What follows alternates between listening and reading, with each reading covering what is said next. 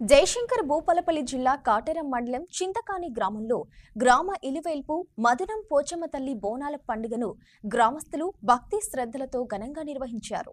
ముందుగా గ్రామ దేవత లక్ష్మీదేవరను ఆడించిన తర్వాత పోచమ్మ తల్లికి గ్రామంలోని మహిళలు పెద్ద మనుషుల సమక్షంలో కుండలో పసుపు రంగు కలిపిన బియ్యంతో నైవేద్యం వండి తల్లికి సమర్పించారు.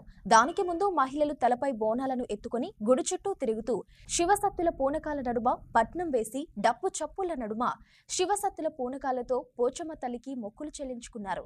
ఈ కార్యక్రమంలో గ్రామ పెద్ద మనుషులు, పిల్లలు, యువకులు, గ్రామ ప్రజలు, మహిళలు అధిక సంఖ్యలో పాల్గొన్నారు.